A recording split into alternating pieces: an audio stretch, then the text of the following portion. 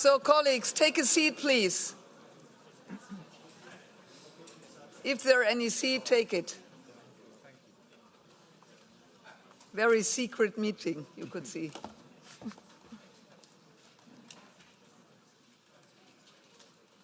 So, dear colleagues, welcome. The first point is the adoption of the agenda. If there are no amendments, the agenda of the meeting can be adopted.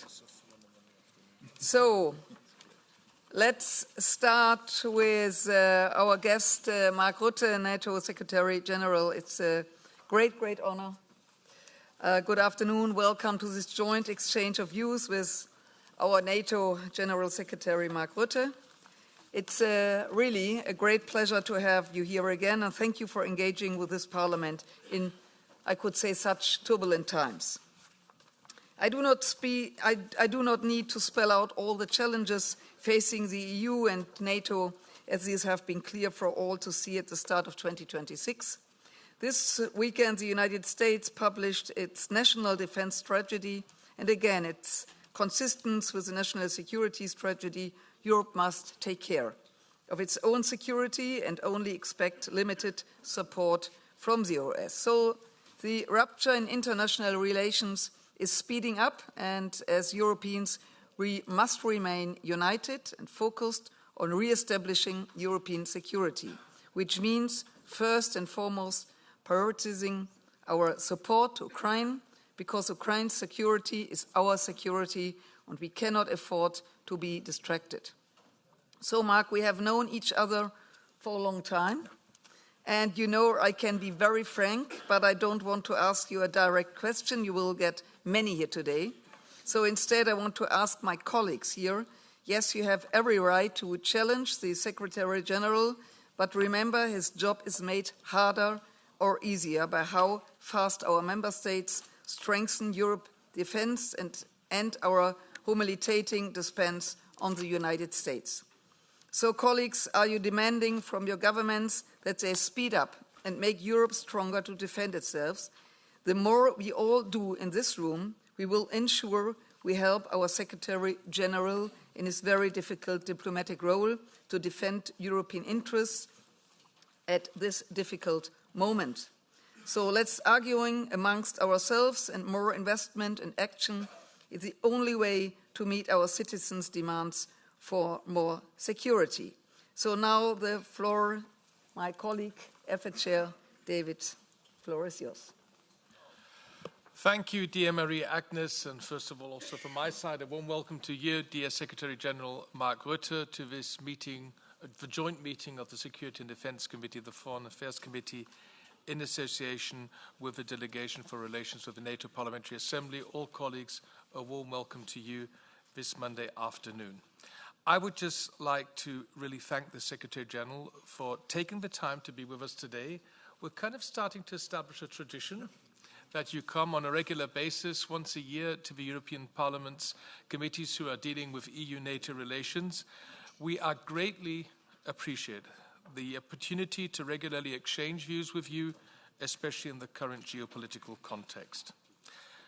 Dear Mark Rutte, I would like to thank you personally for your important role in diffusing the recent tensions within NATO with the United States. De-escalation is key. We here in the European Parliament across party lines know that the partnership between the EU and NATO is crucial. In this increasingly dangerous world, with this partnership is vital in order to champion and safeguard peace, freedom and prosperity. So, Europe must ensure its own defence and security now.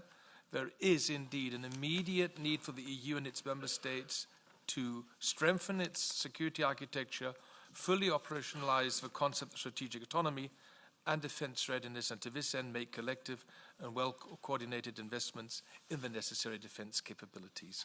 I'll leave it here as my introductory remarks, hand over to Maria-Agnes Strack-Zimmermann, who will chair the first part of the session, and then I will be in the lead in the second part.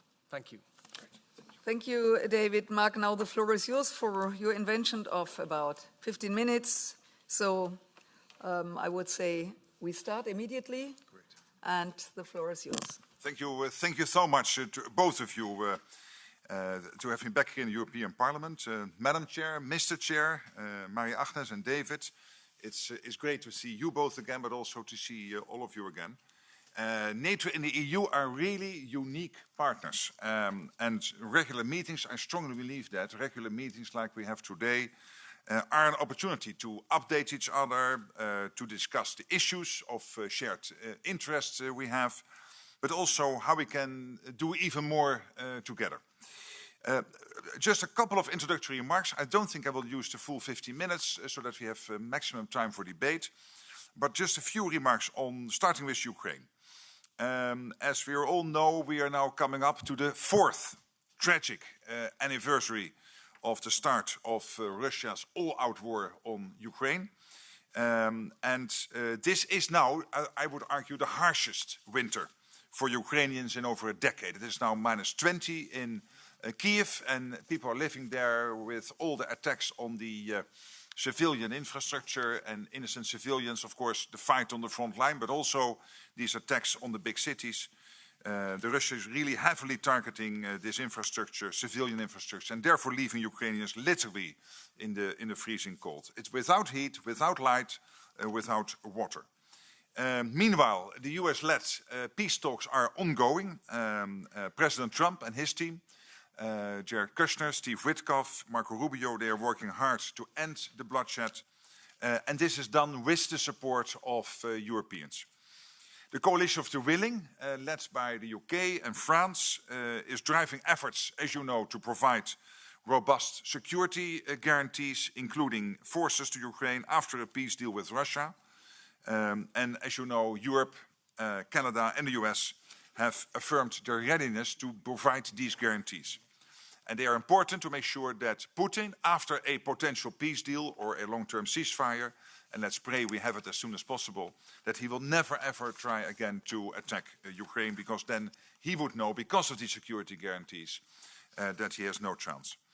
And of course, there are also important talks going on, as you know, on how to support Ukraine's future prosperity.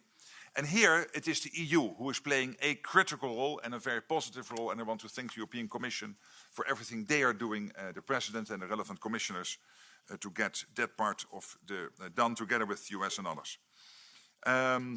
In the meantime, as these discussions to secure a long and lasting peace continue, so does NATO's military support, including through the Pearl Initiative.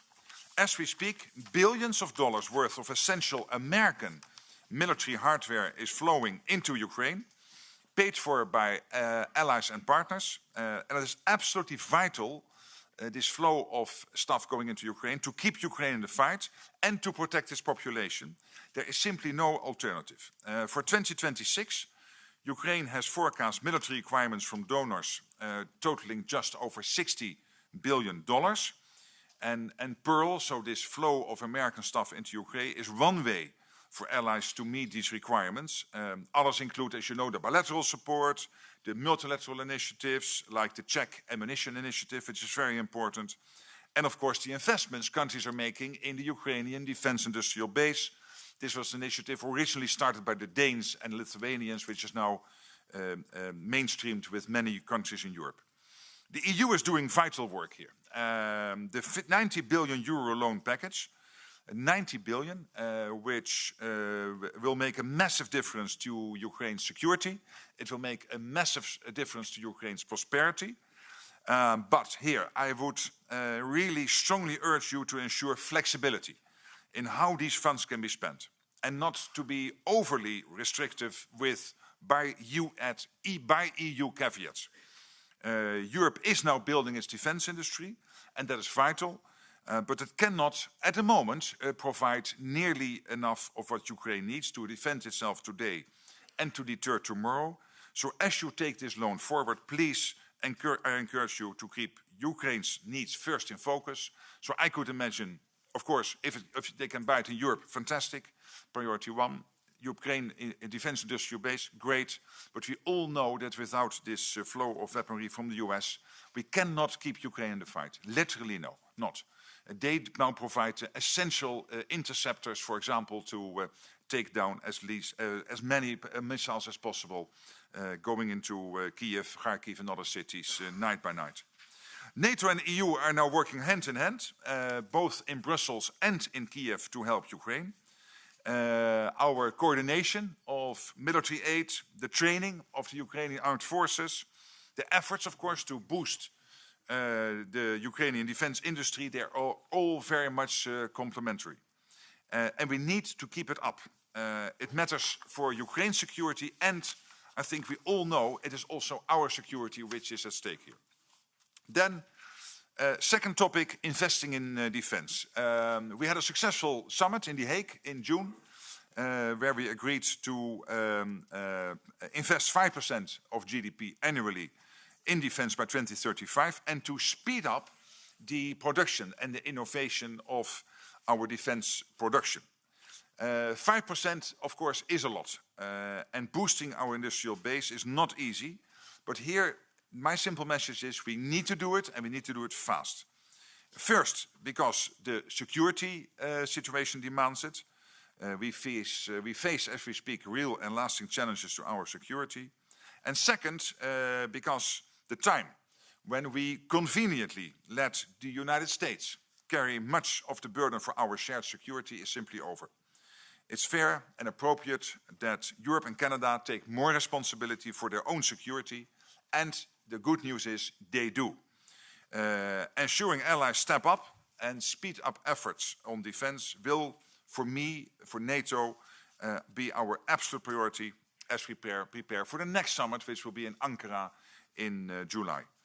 And here, a more capable European defense is crucial, but it is vital that the EU's efforts on defense are compatible with NATO. They complement what we already do and what we already have. At NATO, we are tried and tested when it comes to standards, structures, procedures, and the contributions and capabilities of NATO's non-EU allies are indispensable for our collective defense. So my argument will be, let's be practical, let's be realistic when it comes to our security. We need to leverage our respective strength, NATO, EU even more, use the common pot of money, the single set of forces, and the vast amount of industrial and innovation power we have across the alliance. That's the only way to keep Europe safe. And that brings me to my final point, which is partnerships. Because it is undeniable that as we speak, we know that Russia, China, North Korea and Iran, they are aligning more and more. They are challenging us, but their partnership is not yet well developed. And at NATO and the EU, we are miles ahead of Iran, China, North Korea and Russia. We are really miles ahead. Our nations know well what cooperation means and what it can achieve. This is true of NATO, it is true of the EU. It is also true of our work with partners across the world, close by in the Western Balkans and on the southern flank and further away in the Indo-Pacific with Korea, South Korea, with Japan, Australia, New Zealand.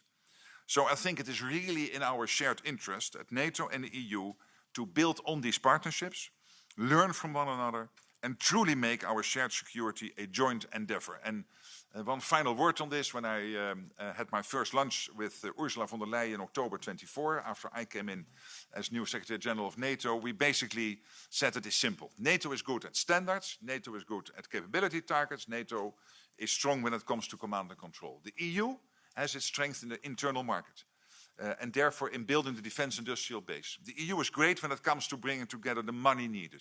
The EU is great in resilience. But the EU is also great when it comes to regulation, and here we need particularly deregulation. I know you are working on it.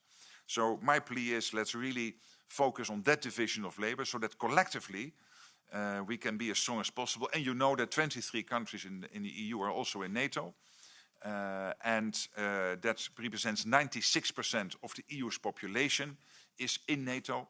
And of course there are 9 other NATO countries, a lot of them in Europe, who are not in the EU. But there is a large overlap between the EU and NATO, and I think with that division of labor, we can be stronger than ever. So with that, and 5 minutes still left for me to speak. Okay. Thank you. Thank you, Mark. So now I pass the floor to Salvatore De Meo, the chair of the delegation for relations with NATO PA. Salvatore, the floor is yours. Thank you, Chair. Thank you, the floor. I will speak in Italian. Oh. Innanzitutto desidero... So, first of all, I would like to welcome Mr. Rutte here as chair of the delegation for NATO relations. The idea that citizens have, and our perception as well, is that the European architecture for security is getting weak, if not even falling apart.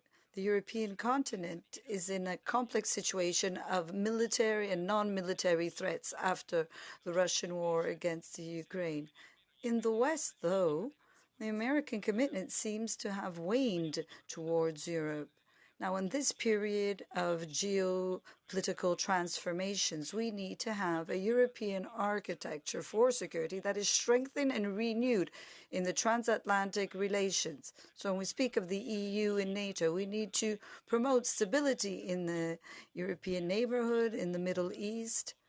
I also want to underline how important the parliamentary dimension is in this alliance, because NATO is not only a military instrument, but also a democratic instrument at an international level. And I have a few questions.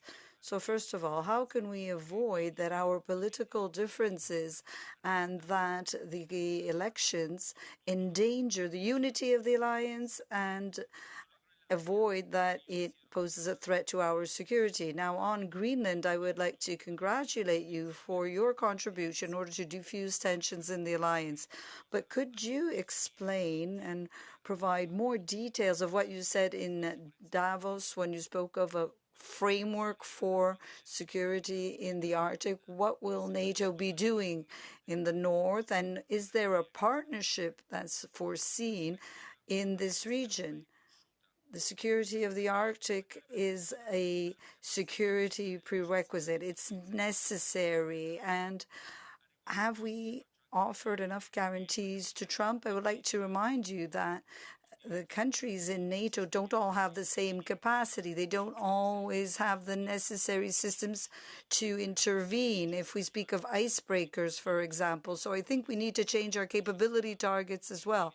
Do you think that's necessary? And then on Ukraine, there are worrying international developments. I'm speaking of Greenland, India, Venezuela, and that seems to have distracted our attention from Ukraine and Russia. There are investments that are planned, but we also have a lesser commitment from the U.S. Do you think that alone we will be able to support Ukraine? And will Ukraine reach a peace agreement? And then, with NATO, what instruments do we need now in order to react to this geopolitical situation, which is evolving continually? Thank you for your attention, for your time. Thank you, Salvatore. Now I hand over the chair to AFET for conducting the Q and answers with members, starting with the coordinators, following by Catch the Eye. David, the floor is yours. Right. Thank you, colleagues. We have exactly 55 minutes because the Secretary General has to leave this meeting. So we're trying to square the circle. I will give the floor as to many members as possible, but we begin with the coordinators of SEDE and AFET. And once again, the maximum speaking time is 2 minutes, and 2 minutes is 120 seconds. We cannot discuss this. And if you speak less than 120 seconds, you have a unique opportunity to raise your popularity among other colleagues. I'll leave it there, and the first speaker for maximum 120 seconds is Nicolas Pasquale de la Parte, EPP SEDE. Thank you very much, David. I will be shorter. I will be very popular. Thank you very much, Secretary General, for being with us for the second time in a very short time. I want to focus my question in a very, very important one. I think Ukraine, the security guarantees that we are ready to offer the Ukrainian friends. You know that Putin has made crystal clear, adamant, that he will consider any deployment of contingents of troops in Ukraine from NATO countries, European countries, as legitimate military targets in the future. Then, if we take this into account, how can we square the circle? How can we deploy troops in order to make sure that the security guarantees for the Ukrainians are there to avoid any militarism adventurism in the future from Russia, and at the same time to take into account also the threat that we will be considered military targets. I would like to know your take on this. Thank you very much indeed. Thank you very much. For AFET EPP, I give the floor to our colleague Sebastián Bugallo. Thank you very much, Chair. Mr. Secretary General, welcome to the European Parliament. Coming from one of the founding members of NATO, it's always good to have you here with us. And looking at your past year, we can apply a very Portuguese saying to your role. When you want a miracle, you go to Fatima. When we want a miracle, we go to NATO. So 3 brief questions.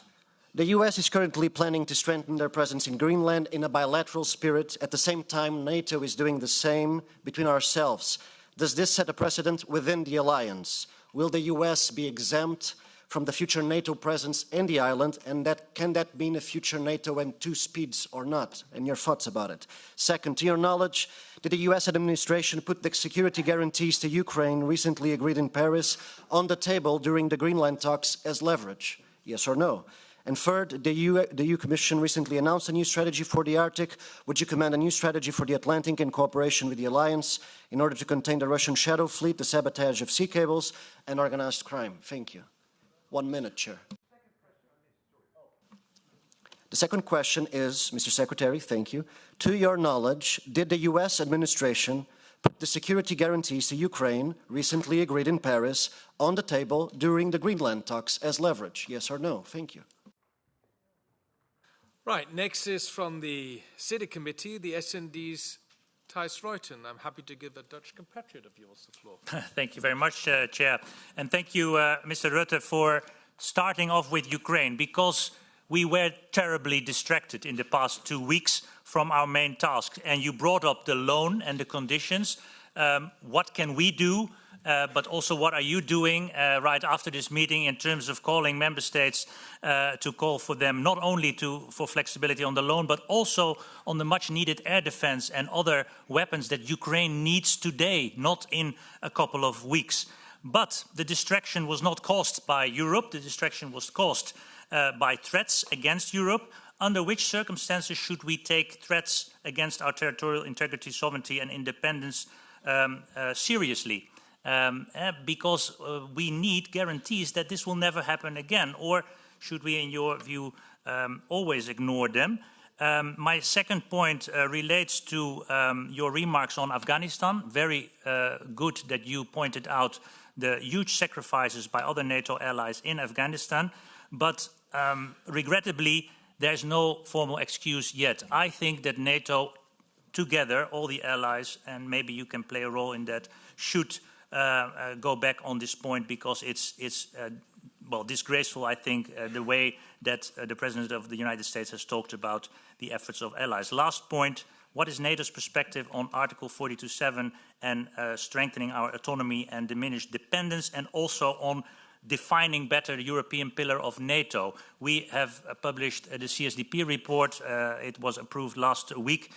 We think that we need to work on that together with NATO to give more body to this European pillar of NATO within NATO, but also to work more independently from NATO if necessary.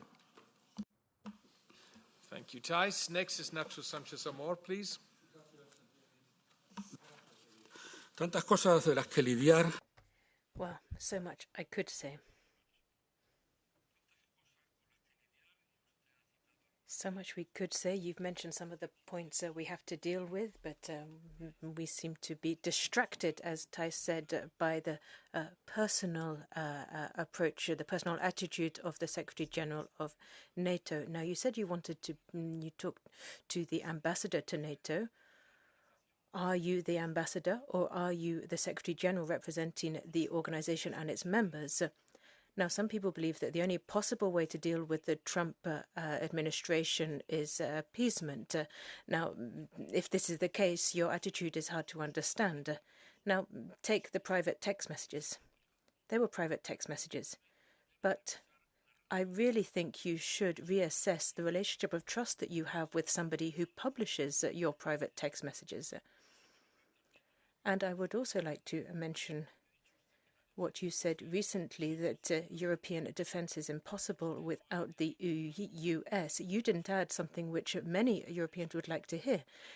defense is not possible today without the US, but our goal is to ensure fully autonomous defense of the EU.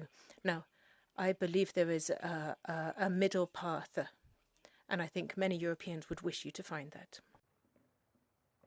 Thank you, Nacho. Next, for the Patriots in SEDA, I give the floor to our colleague, Monsieur Thionnet.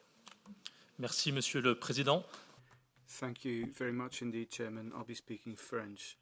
Mr. Secretary General, Charles Péguy, a major French writer, wrote the following. He says, you should always say what you see. And what is even more difficult, you should always see what you see. End of quote. Now, it would seem that over the past few months, your role has been to say the contrary to what everyone seems to be seeing. Now, in spite of that blindness, we see that you're trying to keep up appearances, because reality is without ambiguity. NATO faces a structural crisis because its major supporter no longer sees it as necessary, which is the US. And the Defense Security published this a few days ago. Now, it's a local problem for the Europeans, what is happening in Ukraine because of Russia. And Moldova has no importance. If you look at the Panama Canal, Ukraine is not as important as Greenland for them. So much so that over the past few weeks, there's been a lot more pressure from the US on Copenhagen than there was on Moscow. We need to speak plainly. If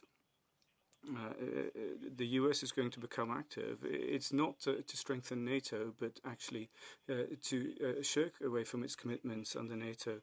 And the security of Europeans can be under threat without the US security being under threat. And this is a major rupture. Is this the death of NATO? Well, it doesn't necessarily have to be. It's certainly not desirable. But my question to everyone is, isn't it high time, in addition to NATO, to set up an alliance which would bring together all of the European countries, including the UK? Now, this weekend, you've already stated that the EU cannot defend itself. Now, this is true to your pessimism. It's true that there are certain capabilities missing, but on the other side of the Atlantic, there's something even more important missing. There is no longer the willingness to defend Europe. So, Mr. Secretary General, you don't say this, but I hope you see it, because it's still more important not to see what you see. Thank you. Next for the Patriots in AFET is Josh Hoveni. Thank you, David. Thank you, dear Secretary General, for your presence. This is really as white here. And to be really short, very short, yeah.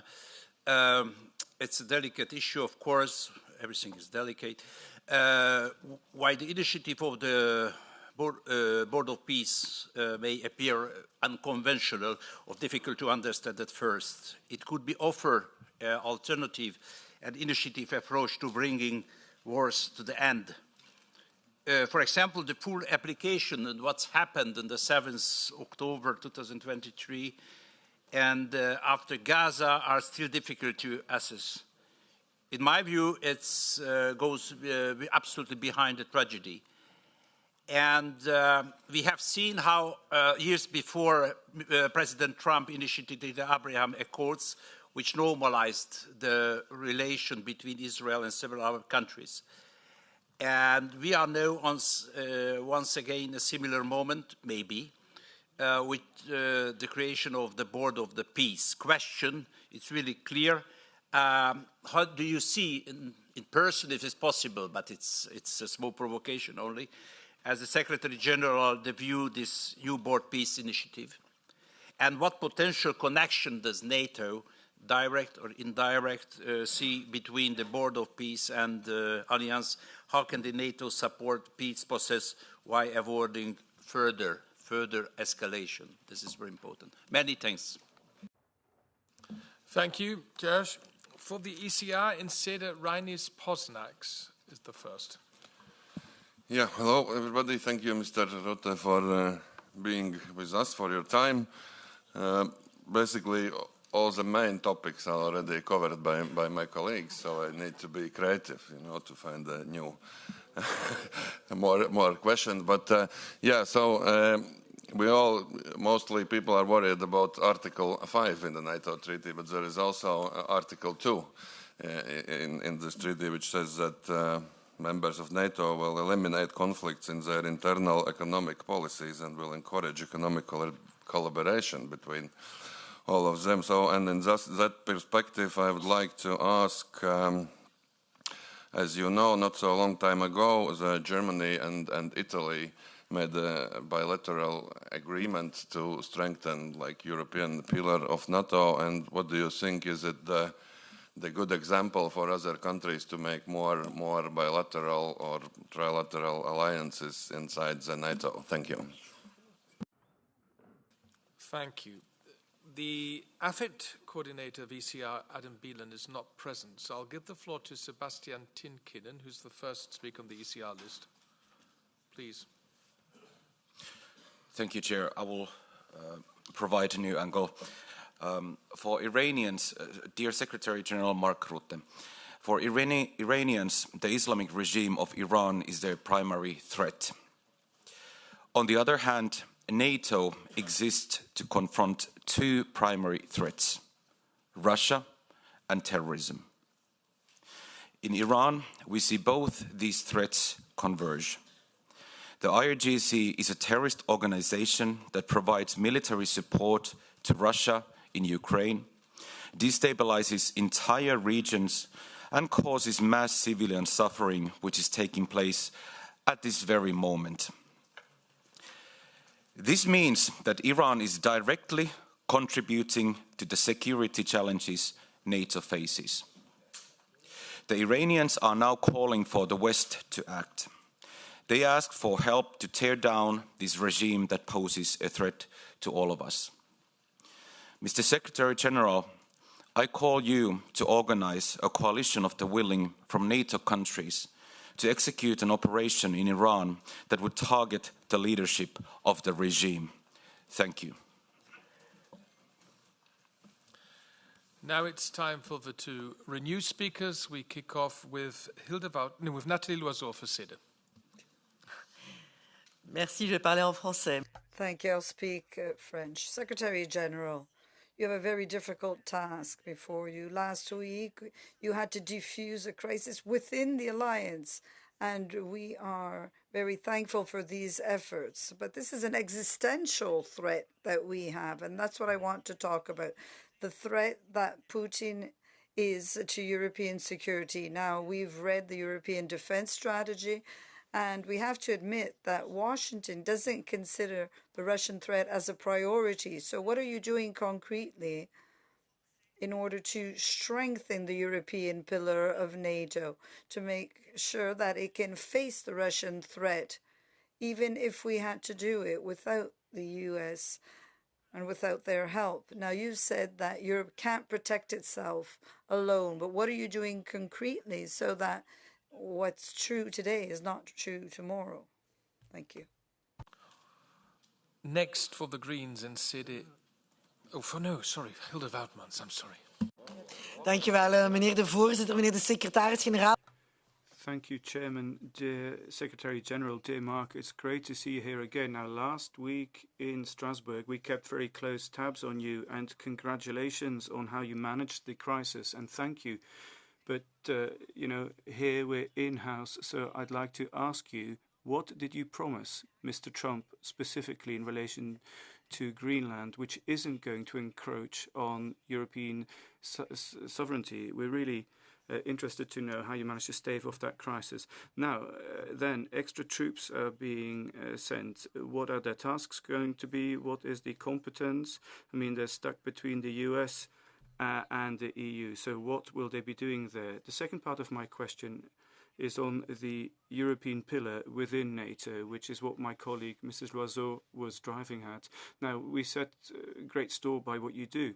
Mr. Rutte, you have a very good relationship with Trump, but you're Dutch, you're a liberal, you're one of us. Now, you should never forsake your origins, I've always been told. So, in The Hague, you said 5% at the summit. Well, if we spend the 5% as we did in the past with European countries, then you'll have many national strategies and you'll be reforming NATO into a purchasing center for the US. And this can't be our intention. If we want to strengthen NATO. We need a strong European pillar, and we need to move from cooperation towards integration. How are you going to make sure that this purchasing is done jointly? We're only at 18% currently. 18% of European purchases are done together, are done jointly, only 18%. And usually we buy from the US when in fact we should be buying within the EU. So the road to Ankara, because that's where it's going to happen, the road to Ankara needs to be paved with concrete steps so that we can use NATO's command and control structure. Thank you. Thank you, Will. Hilde. And now for the Greens, Martin Stakis. Thank you, Chair, and thank you, Secretary General, for being here. And my question will be about recent events in Davos.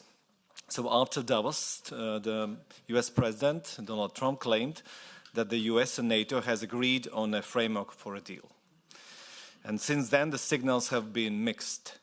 While the US administration says it's getting everything it wants, senior NATO officials, including the Supreme Allied Commander, as well as authorities in Denmark and in Greenland, say that they have no details about this. Yet without Greenland and Denmark, no deal is possible. So my question is this. Is there in effect a deal that would fundamentally change the existing arrangements between US, Denmark and Greenland? Or is the talk of the framework for a deal mainly an attempt by the Trump administration to save face as it backtracks from early threats? Thank you. Thank you. Thanks. The AFET rapporteur, the AFET spokesperson for the Greens, Hannah Neumann, is not here, so I will give the floor to Willy Schöndal so we can hear a voice from Denmark. Thank you very much, Mr. Secretary General. It's a pleasure to have you here. And I am a Danish MEP, whereas I would be very interested to hear your account of the negotiation deal with President Trump last week about Greenland. I'm also a former Danish foreign minister at a time where it was easy to deal with the US. It was during the Obama-Hillary Clinton period.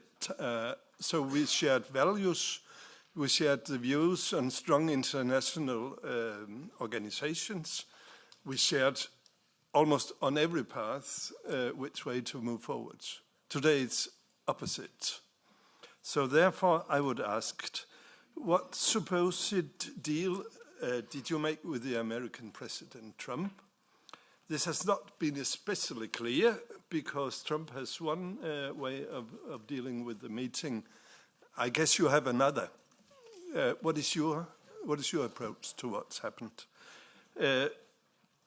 Does said agreement infringe on the red lines put forward by Denmark and Greenland that we're not going to give any square meter to any country because of threats?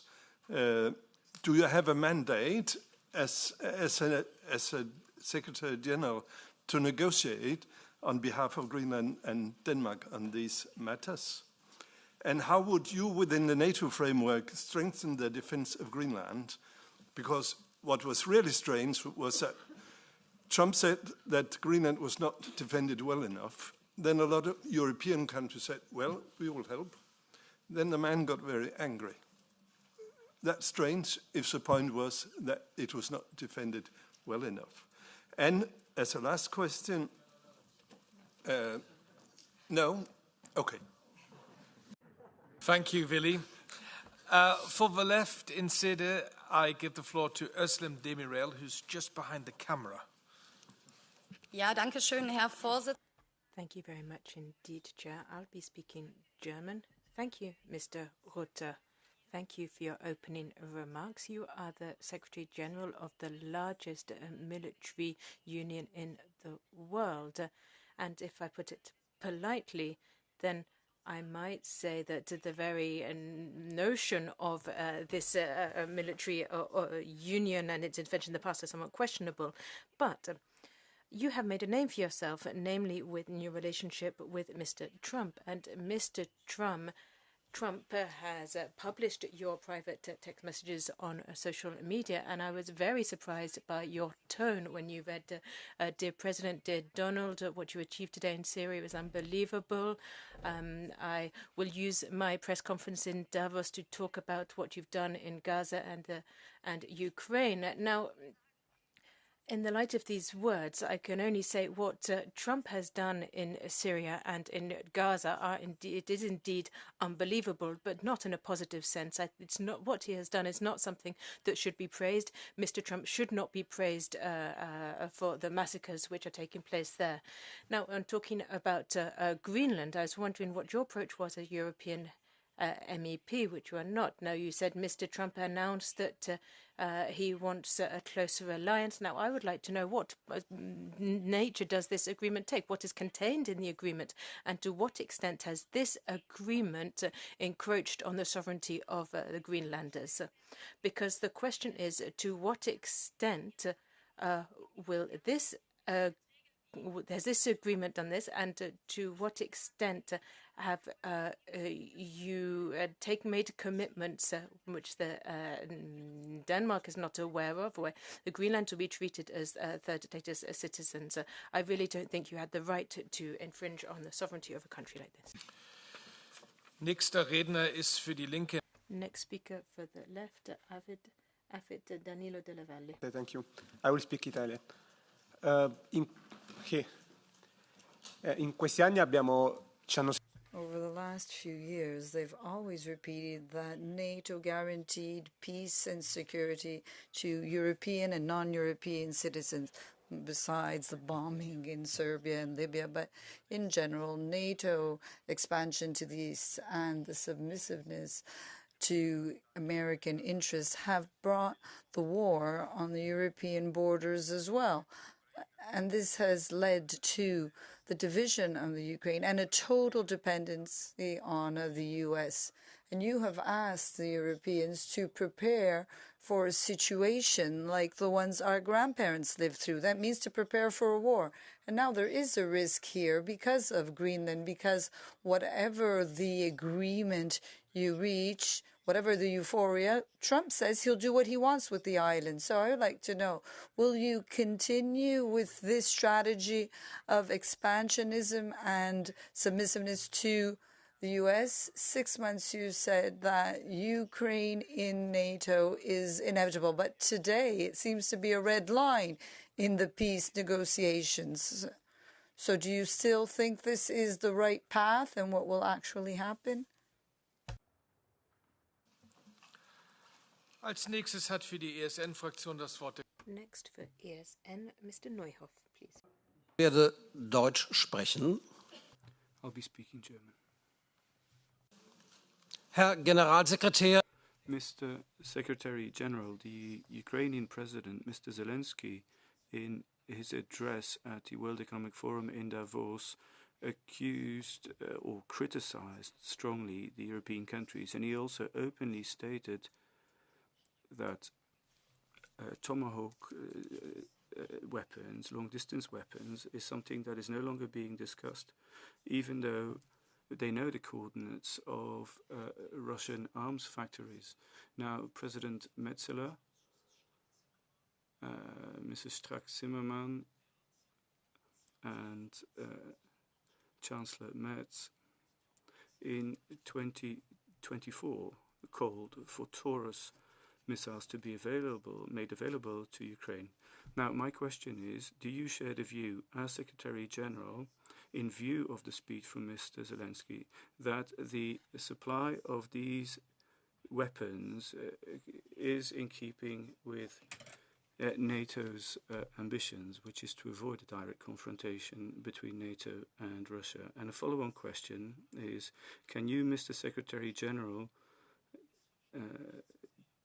assure the citizens of the EU unequivocally that NATO will not politically or militarily become involved directly in the war for as long as there is no Russian attack on NATO territory? Thank you. The ESN spokesperson in AFET is Stanislav Stoyanov. I don't see him, so I'm asking somebody from the ESN group. Bitte sehr, Kollege, dann können Sie sprechen. Vielen Dank, Herr Präsident, Herr Vorsitzender. Thank you very much indeed, Chair. Thank you, Mr. Rutte, for joining us here today. And I really don't envy your job. It's a tricky one. Now, I was happy to hear that you said you were taking a realistic approach to the international order. And this morning, I looked at the US defense strategy, and I found a sentence in there which I will quote. Earlier governments have used the resources available to defend the American people and to the detriment and global international citizens to the detriment of US citizens. Now, it's somewhat interesting to hear this when we've talked about a rule-based international order. We heard this last week in the in Strasbourg plenary, and when Zimmerman has always criticized the American government for their approach in Venezuela, but it seems that we have a partner here and where we talk a lot about international order, but in Europe we seem unwilling to actually step up and defend this rule-based international order. But in the US are actually doing something. They're making use of the instruments they have available to defend their international order. Is this not a difference of values between NATO partners? On the one hand, we talk a lot in Europe, it's a talking shop. On the other hand, in the US, they are actually acting on their words. Now, how can these, the values which underlie NATO, how can they be supported when here in Europe we are harshly criticizing the US for their realistic approach to the international order? Thank you. All coordinators in both AFET and SEDA have now spoken. I will now start with the catch the eye procedure. Just for the timing, the Secretary General has to leave the room at 4:45. We want to give him at least 15 minutes to respond. That now leaves us with 8 minutes. I will go according to the D'Hondt list, and at 5:30 I will close. Then we have a very transparent procedure. The first is for 1 minute, and that is 60 seconds. The EPP's Michael Scherber. Good afternoon, Secretary General. It's a pleasure to have you here. And two questions. First questions will be on military mobility and Schengen. Military Schengen. Russia's war against Ukraine has drawn renewed attention to military mobility and the urgent need to facilitate the rapid cross-border movement of troops, equipment, and assets across Europe.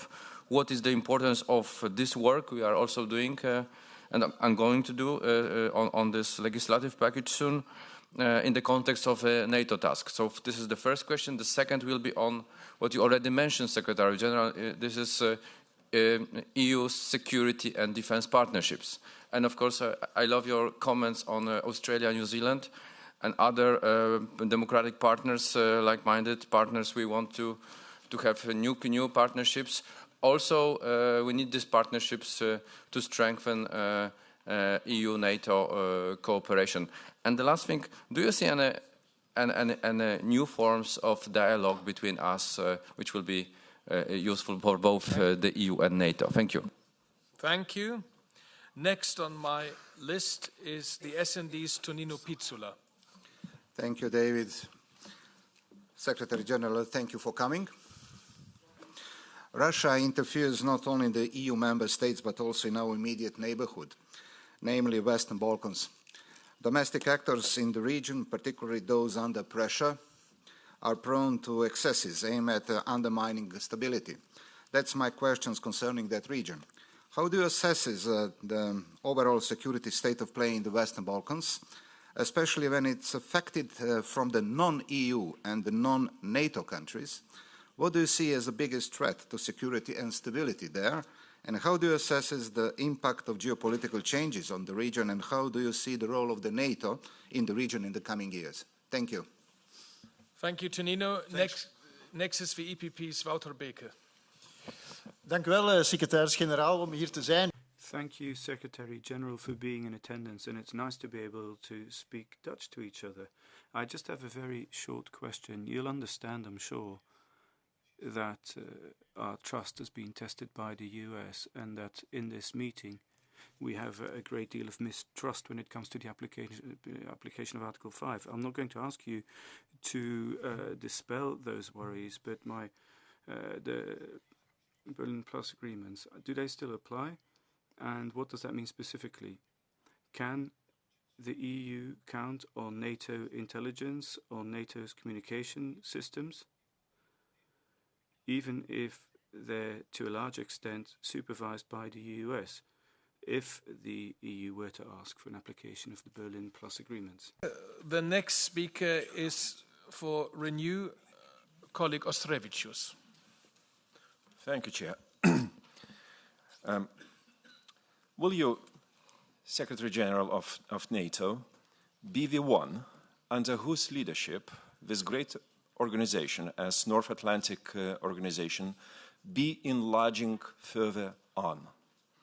How much it is on your list of priority to see our, exactly, enlarging. Secondly, you spoke elegantly about NATO standard, but these standards are changing. And I think for the time of being, we should speak about Ukraine's standard. And we'll learn, and we have to learn from this standard as soon as possible, as long as there is a possibility and time. So how much NATO capacity is, getting better and more effective learning from Ukraine? Thank you. Thank you. Next is the SND's colleague Maniatis. Thank you. Dear Secretary General, last week in Davos, the Canadian Prime Minister here, Mark Rutte, spoke about the rupture in the world order and the beginning of a brutal reality where geopolitics among the great powers is not subject to any constraints. In this new reality, which is the role of NATO and why allies should still have confidence in NATO that it will respect international law and protect them if and when needed? I am talking about Article 5, when at the same time the US President is openly questioning the sovereignty of an ally. Thank you. Next is the PFE's colleague Pokorna. Is that the correct pronunciation? Yes, thank you for the floor. I will continue Czech. Já možná na rozdíl od... Unlike some of my colleagues, I am convinced that NATO remains to be the main pillar of our collective security. It is necessary for protecting the Arctic, including Greenland, and to ensure the end of the Russian war against the Ukraine. I have three questions. What changes in NATO approach would you recommend in order to prevent further escalation of the war in the future? What structural changes within NATO are required in order to maintain this changed approach, including the capabilities of European defense industry and small companies in order to support this approach? And what is your view on the repeated calls for creating a European army with a unified central command next to or in addition to NATO? Is Mr. Sousa Silva, EPP. Thank you, Chair. I will speak in Portuguese. Senhor Secretary-Geral.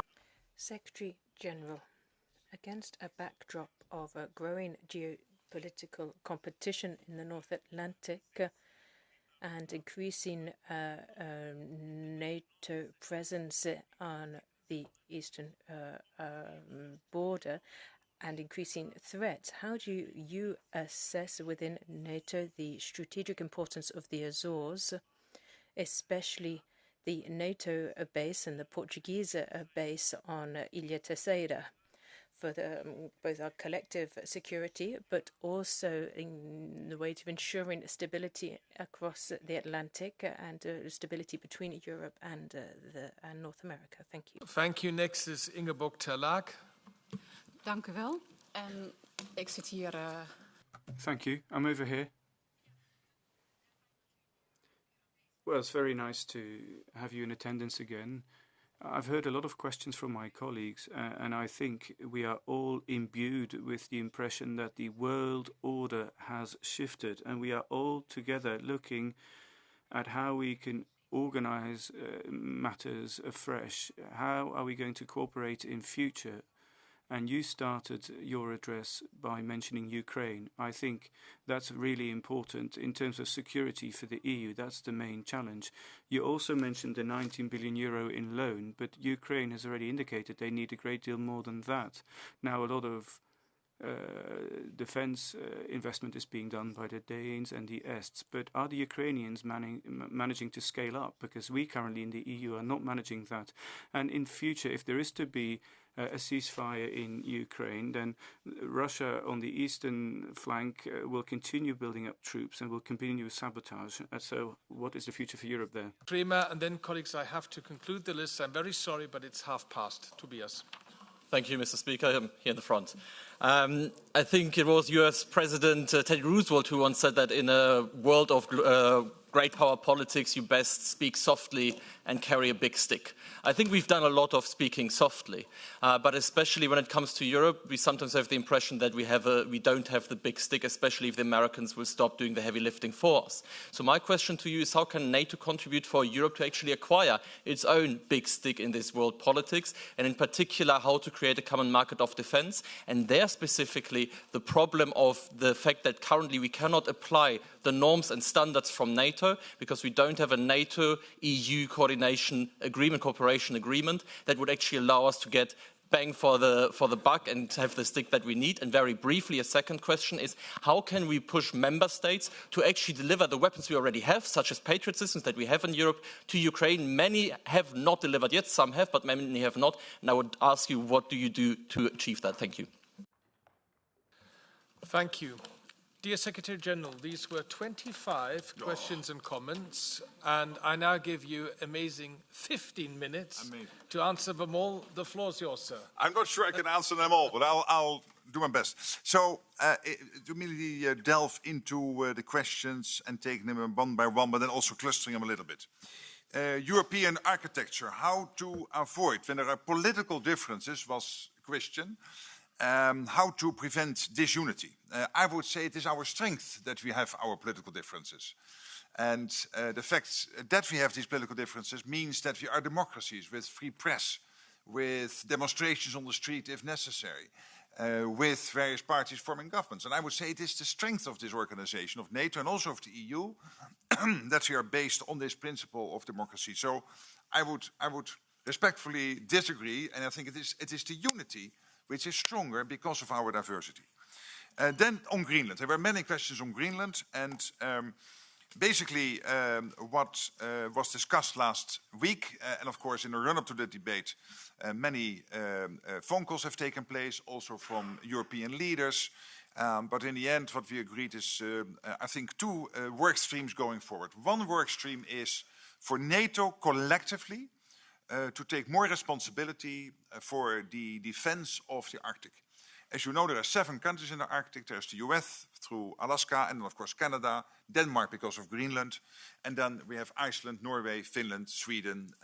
Yes, these are the 7 countries bordering on the Arctic. The 8th one is Russia, obviously not in NATO. So one work stream will be to see how best collectively we can prevent the Russians and the Chinese getting more access to the Arctic region, becoming also military, more of a adversary there, how to prevent that, also from them gaining access to the economy here and there, and that's one work stream.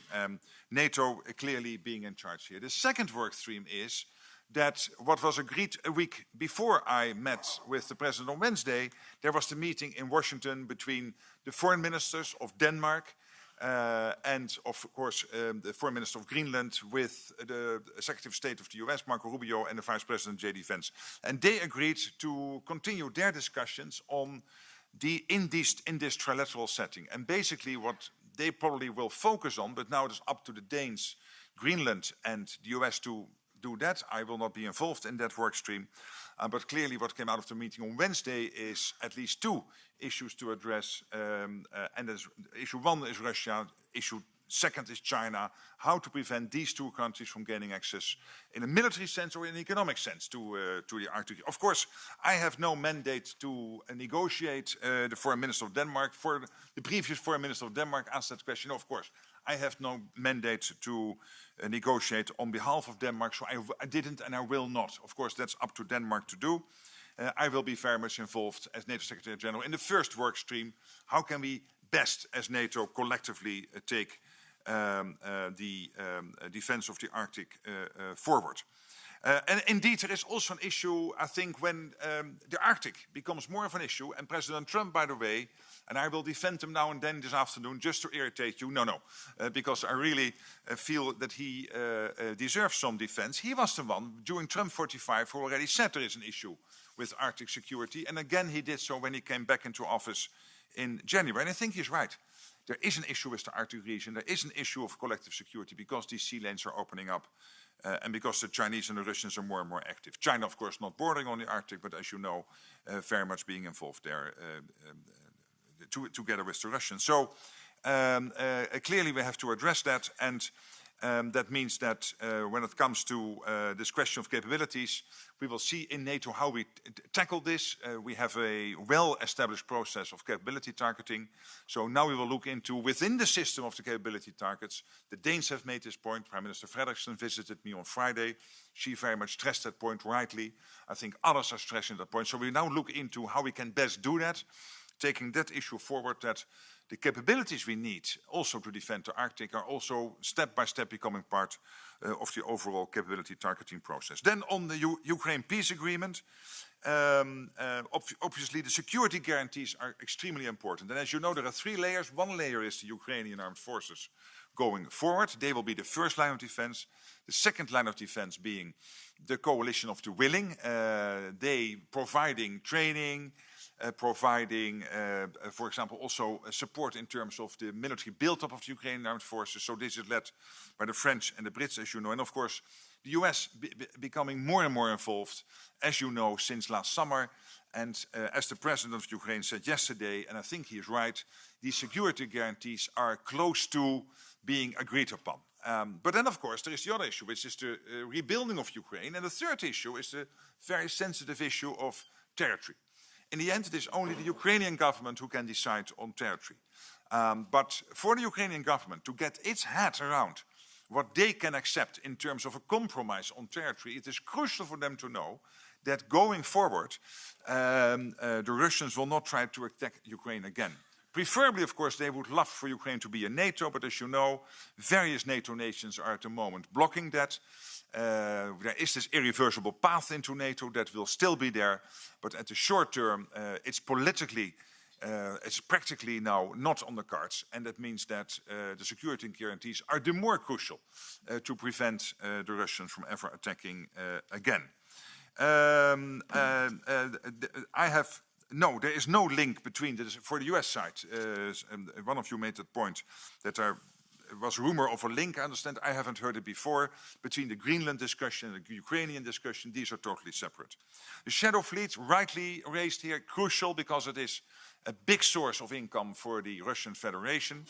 And I'm extremely happy with the fact that we pose more and more strategic dilemmas to the Russians in terms of Baltic Sentry, and we have seen what the Americans did with the Russian flagship close to Iceland, and we have seen many other interventions also by the French, close to the French coast. And I think when these ships pose a threat to the environment, when there are serious questions about the capability of the ship to continue sailing without cutting undersea infrastructure, critical undersea infrastructure, and obviously within all the legal frameworks, but of course all the nations are aware of that, within the legal framework there are ways to intervene, and that already is having an impact, and it forces the Russians to more and more protect the Shadow Fleet, which of course poses a cost on them. Then when it comes to the comments on soldiers in Afghanistan, the point I made with President Trump is that Article 5 was used once after 9/11.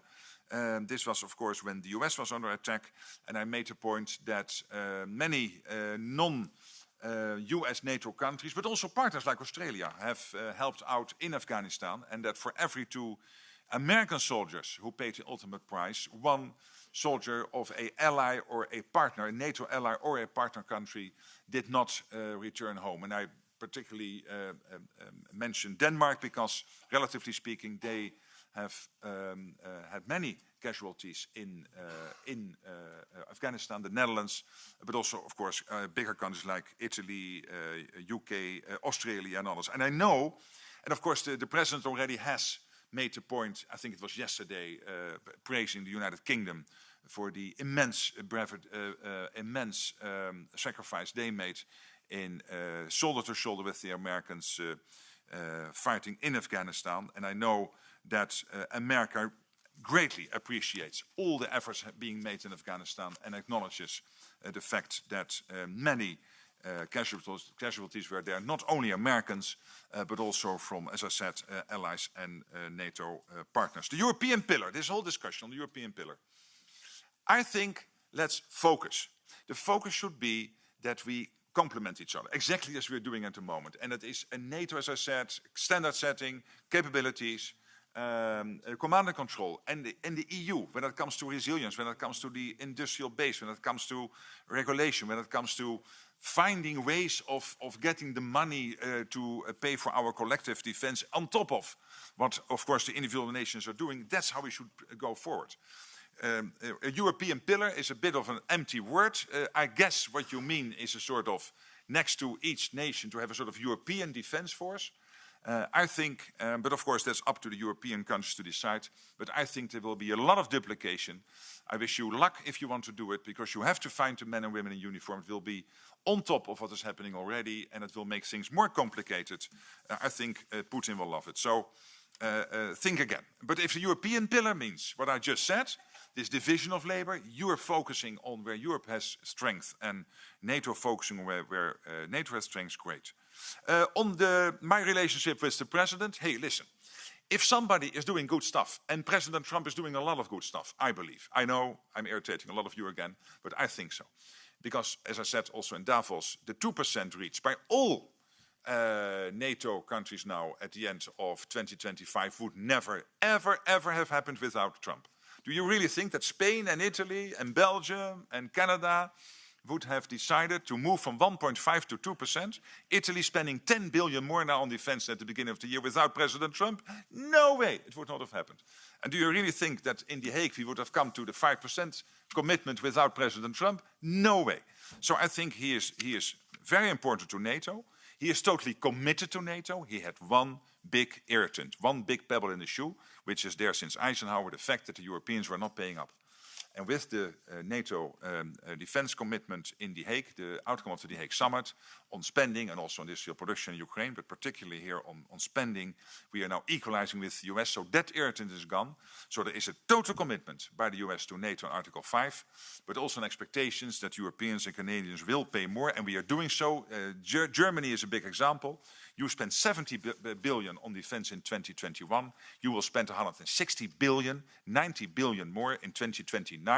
You will reach the 3.5% core defense spending as part of the 5% by 2029. This is Germany leading the way, the second biggest economy in NATO. This is crucial, and it is a great example to others. And of course, we have a couple of countries like Poland and Estland, Lithuania, and Latvia already on the 5%. But also Canada. Can I mention that here? Canada is back. Canada 2%, committing to the 5%, being a huge supporter for Ukraine, also spending a lot of money on these Pearl packages. So Canada is really back, and I think that's fantastic. Hey, but so when President Trump is doing good stuff, I will praise him, and I don't mind him publishing text messages. And if anyone thinks here, again, that the European Union or Europe as a whole can defend itself without the US, keep on dreaming. You can't. We can't. We need each other. And why do we need each other? I tell you. First of all, because also the US needs NATO. And the US is not only in NATO to prevent the mistake after the First World War, not to re-engage with Europe. And then again, the long arm of history reaching out to the US again in the Second World War, as Churchill famously said in his speech in 1941 in the US Congress. They are also in NATO because for the US to stay safe, and by the way, Arctic region is evidence here, they need a secure Arctic, they need a secure Euro-Atlantic, and they also need a secure Europe. So the US has every interest in NATO as much as Canada and the European NATO allies. But for Europe, if you really want to go it alone, and those of you who are planning for that, forget that you can ever get there with 5%. It will be 10%. You have to build up your own nuclear capability. That costs billions and billions of euros. You will lose then, in that scenario, you would lose the ultimate guarantor of our freedom, which is the US nuclear umbrella. So, hey, good luck. I love this. The Board of Peace. On the Board of Peace, I will not comment because when it comes to the Board of Peace, obviously NATO is not directly involved in the Middle East peace efforts. Of course, we welcome all the work to secure peace in Gaza, where allies are navigating the crisis, but we are not ourselves involved in that sense. Then bilateral alliances. Well, bilateral cooperation is great. I'm not sure about alliances, what is the difference, but I mean within NATO, there are many. I mean, we have the Weimar format, we have the E3, we have the E5, we have the A7, that's great, the B9.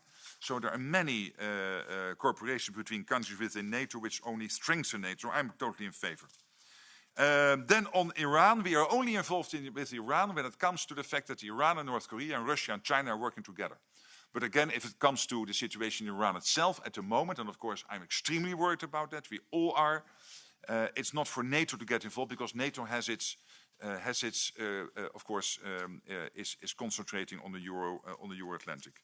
The Russian threat, I think I have mentioned already. It's there, and that's why we have to really ramp up spending. And I also mentioned already this to the Renew questions, that I don't believe in this European pillar, except for if it means within that division of labor.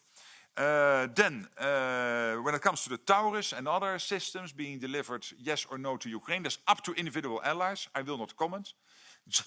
Sorry, generally I'm saying if you deliver your systems, please no restrictions on them, so that Ukraine can really use them. But what is delivered, of course, is not for me to comment. I can only discreetly work behind the scenes. When it comes to the defense strategy, which was published last Friday, I think that is a good paper. There are no surprises in it. And what we really see is the US pivoting more towards Asia, but at the same time, absolutely with Europe, understanding that Europe will have to build up its own armed forces even further based on the The Hague Defense Investment Pledge. And that will mean over time that the US can do more in the Pacific, but there will always be a very strong conventional US presence in Europe, and obviously the nuclear umbrella will be there. I totally commend everything being done on military mobility. Here the EU plays a crucial role. When it comes to deregulation, military mobility, it is vital that a bridge not only can hold my Saab car, 20 years old, but also can hold a tank. Saab, yes, but it's a bit old now. The EU NATO dialogue, I think, is better than it ever was. I mean, we work extremely well together. I'm really happy at all levels. I can only say I cannot see how that can improve, how the EU and NATO work. And we have to, so it's not just a... The Western Balkans security situation, of course, we constantly follow that. As you know, we can never accept a security vacuum to emerge in Bosnia. We will be constantly working on that. I'm in close contact with the Troika presidency there. Then, of course, when it comes to Kosovo, KFOR, crucial in Kosovo. And we also make sure that we keep the dialogue going with, it was your question, with Serbia. I have my own relationship with Alexander Vučić, the president. We know each other for many years. But of course, we also expect him to come up with accountability for what happened in a couple of years ago, and on two issues. And both of them, he promised complete accountability. Then, when it comes to Berlin Plus, I think I should not comment on hypothetical questions, but it is, I think, important to keep focus on reality that NATO-EU cooperation is stronger than ever. I really believe that at the moment. And that the US role in NATO, as I said, remains key, except for if you want to double your defense spending. But even then, I would not do it, because history brought us together. We have the same set of values. We belong to each other. The transatlantic relationship, I think, is crucial. Then on enlargement, of course, every country in the Euro-Atlantic area can apply for membership, but then we have to agree with 32. And on Ukraine, already mentioned, the unanimity is not there at the moment, but we will keep working with Ukraine to keep them as strong as possible. And the irreversible path has been clearly laid out. Then we have all the lessons we need to capture from Ukraine. I totally agree, from the war. By the way, if Russia would attack NATO, probably that war will not be an exact copy of the war between Russia and Ukraine. But still, we have to capture all the lessons. That's why we have this Ukraine-NATO center now, joint initiative, JTEC in Poland, the Joint Analysis Training and Education Center, where we capture all the lessons from the war in Ukraine, also to learn from that in terms of NATO going forward. And then let me see, I think I've now, the Azores, I really have to work on that question. So I will not now freewheel, but maybe if we can get your address, I can give you a answer in writing.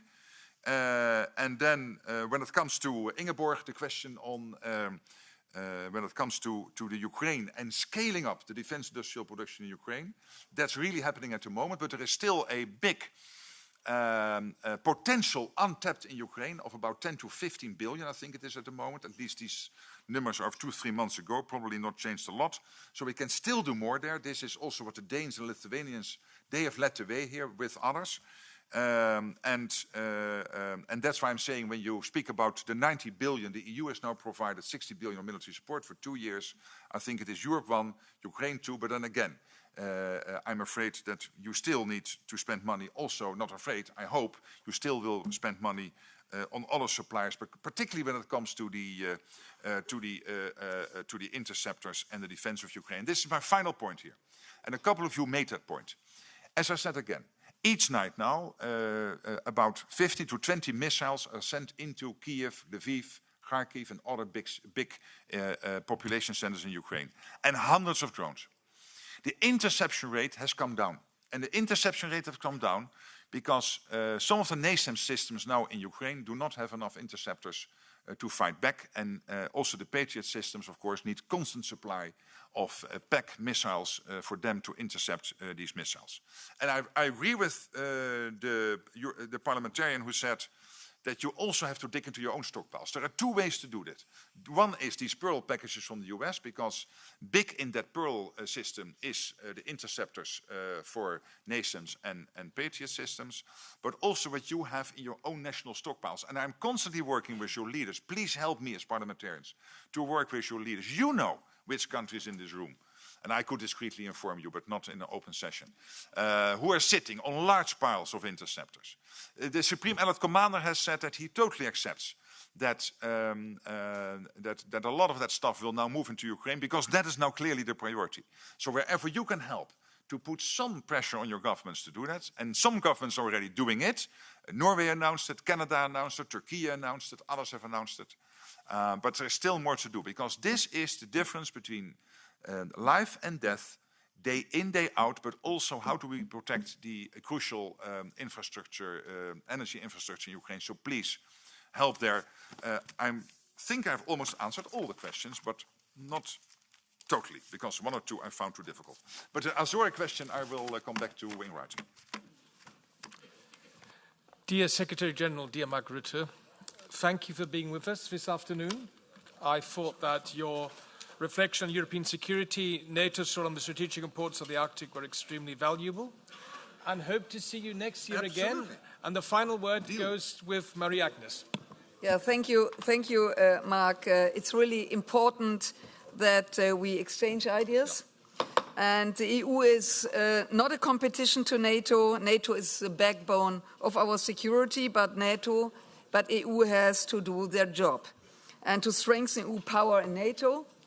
We know it, bringing members together, explaining to the public how important our security is and that we can only achieve it by working together, and to expert pressure to our governments, you just said this, so that no one is allowed to stay out of it. And of course, we have to do our job, simplify the rules, less rules, it's really better, secure for all of us. And we have a lot to do, and we will continue, and thank you very much, looking forward to coming back. Thank you.